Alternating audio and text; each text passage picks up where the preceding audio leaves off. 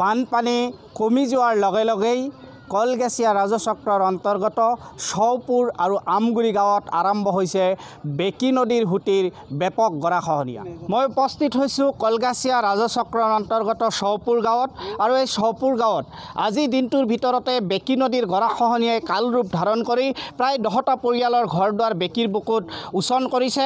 মই এটা ভুক্তভোগী পৰিয়ালৰ গৃহত উপস্থিত হৈছোঁ। ইয়াতে এগৰাকী ভুক্তভোগী মহিলা আছে, আমি তেখেতৰ পৰা জানিব বিচাৰিম কি ধৰণৰ পৰিস্থিতিৰ সৃষ্টি হৈছে। আজিৰ দিনটোত আপোনালোকৰ কি ধৰণৰ পৰিস্থিতি হৈছে গৰাখহনীয়াৰ ফলত? আজিৰ দিনটোৰ পৰা আমাৰ পুৰা ঘৰটো পুৰা বেকী নদীত লৈ গৈছে আৰু মানে এনেকুৱা হৈ গৈছে ভাঙিও কিনে কুল নাপাওঁ আৰু এতিয়া ক'ত যাম ল'ৰা ছোৱালী লৈ কিনে আমাৰ জাগা নাই। এতিয়া আপোনাৰ কেইটা ঘৰ নদীত গৈছে? কেইটা? আমাৰ ঘৰ এতিয়া তিনিটা গৈছে।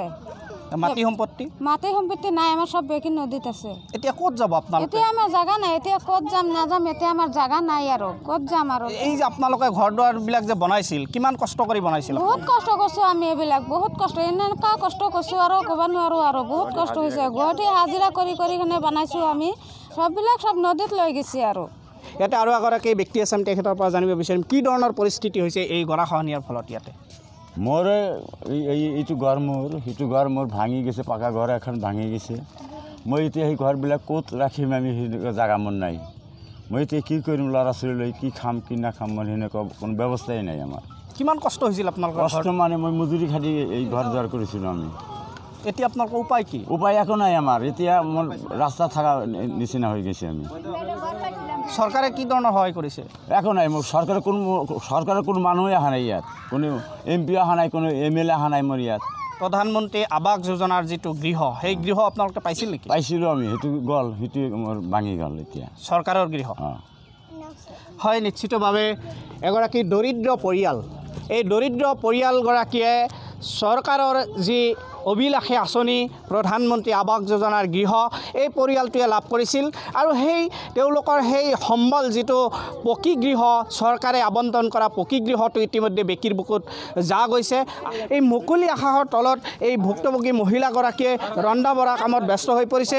আমি তেখেতৰ পৰা জানিব বিচাৰিম কি ধৰণৰ পৰিস্থিতি হৈছে। আপোনালোকৰ কি ধৰণৰ পৰিস্থিতি হৈছে? আমাৰ বহুত ধৰণৰ পৰিস্থিতি হৈছে, না শুবলৈ জেগা আছে, না বহিবলৈ জেগা আছে। ইমান সৰু সৰু ল'ৰা ছোৱালী ক'ত লৈ যাম, কি কৰিম, একো সুবিধা নাই। এতিয়া উপায় নাই, এতিয়া ল'ৰা ছোৱালীকেইটা ভাত চাত বনাই খুৱাম, সেইটো সুবিধা নাই। বহুত কষ্ট হৈ গৈছে আমাৰ। এতিয়া আপোনালোকে ক'ত যাব?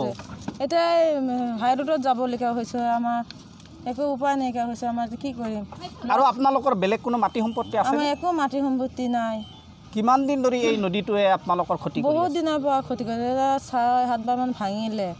এনেকৈ ভাঙি আমাৰ অৱস্থাটো একদম বেয়া হৈ গ'লগৈ। ইয়াতে আৰু এটা পৰিয়ালৰ কাষলৈ আমি যাম, তেওঁলোকৰ কি ধৰণৰ অৱস্থা হৈছে আমি অলপ জানিবলৈ যত্ন কৰিম। শওপুৰ গাঁৱৰ তাৰামিয়া নামৰ এগৰাকী ভুক্তভোগীৰ গৃহ এইটো। এয়া আছিল প্ৰধানমন্ত্ৰী আৱাস যোজনাৰ এটা গৃহটোৰ যি টিনপাত আছিল, টিনপাত তেওঁলোকে খুলিছে, কাৰণ নদীয়ে ইতিমধ্যে এই গৃহটোৰ আধা অংশ বেকীৰ বুকুত উচন কৰিছে। কেইবাটাও গৃহ তেওঁলোকৰ বেকীৰ বুকুত যা গৈছে, যাৰ ফলত এইদৰে তেওঁলোকৰ যিটো ৰান্ধনি ঘৰ আছিল, এই ৰান্ধনি ঘৰটো বেকীৰ বুকুত যা গৈছে। ফলত এইদৰে মুকলি আকাশৰ তলত তেওঁলোকে ৰন্ধা বঢ়া কামত ব্যস্ত হৈ পৰিছে। আমি এই ভুক্তভোগী মহিলাগৰাকীৰ পৰা জানিব বিচাৰিম তেওঁলোকৰ কি ধৰণৰ অসুবিধাৰ সৃষ্টি হৈছে। আপোনালোকৰ কি ধৰণৰ অসুবিধাৰ সৃষ্টি হৈছে কওকচোন। অসমৰ ঘৰত জাগা নাই, সব ভাঙি চুৰি গৈছে। এখন ৰান্ধনীয়া জাগা নাই, ৰান্ধম কেনি ৰান্ধনীয়া জাগা নাই, তো সব ভাঙি চুৰাই গৈছে। নদীত লৈ গৈছে নেকি? সব নদীত লৈ গৈছে। আপোনালোকৰ কেইটা ঘৰ নদীত গৈছে? 4টা নদীত গৈছে। এতিয়া আপোনালোকে ক'ত যাব? এই ৰাস্তাত থাকি এখন ক'ত থাকোঁ আৰু। কোনোবাই সহায় কৰিছেনে আপোনালোকক? না। কোনো ধৰণৰ ৰিলিফ আপোনালোকে পাইছেনে? পোৱা নাই। কোনো ধৰণৰ MP বা MLA আপোনালোকৰ খবৰ ল'বলৈ আহিছিল নেকি? নাই। চৰকাৰৰ ফালৰ পৰা কোনোটাই অহা নাই। হয়, বৰ দুখৰ বিষয়। জনপ্ৰতিনিধিকে ধৰি চৰকাৰৰ কোনো ধৰণৰ বিষয়া এই শওপুৰ অঞ্চলৰ, এই আমগুৰি অঞ্চলৰ এই গৰাখহনীয়া অঞ্চল পৰিদৰ্শন কৰিবলৈ এতিয়ালৈকে আহৰি পোৱা নাই। 4টা ঘৰ ভাঙছে, আমি বেলেগ জেগাত আছোঁ। এতিয়া আমাৰ ঘৰ উঠানোর জায়গা নাই, ক'ত উঠাম ক'ত না উঠাম কোনো বুদ্ধি নাপাওঁ। গরিব মানুষ, পয়সা পাতি নাই, কেনেকা বাড়ি ঘর উঠাম। হ্যাঁ, কেইটা ঘর গৈছে আপনার? 4টা ঘর গেছে, আমার মাটিও গেল, সব গল। সব গল। বাড়িঘর সব ভাঙি চুরি সব নদীত লৈ গ'ল। এতিয়া আপোনালোকে আছে ক'ত? আছে এতিয়া বেলেগ জেগাত ৰাস্তাত আছোঁ। ৰাস্তাত আছে। হা এই ঘৰ বাৰী ভাঙিছে সেইবিলাক চৰকাৰক ক্ষতিপূৰণ দিব লাগিব। আমি গৰীব মানুহ, আমি ক'ৰ পৰা এনেকুৱা টকা পইচা জোটাম, ক'ত ঘৰ উঠাম, ক'ত না উঠাম, ৰাস্তাতে এখানে পৰি খানি আমাৰ চৰকাৰে সহায় কৰি কৰিব লাগিব। চৰকাৰলৈ এক আশা ব্যক্ত কৰিছে, শীঘ্ৰে বেকী নদীৰ গৰাখহনীয়া প্ৰতিৰোধ কৰাৰ কাৰণে ভুক্তভোগী ৰাইজে দাবী উত্থাপন কৰিছে।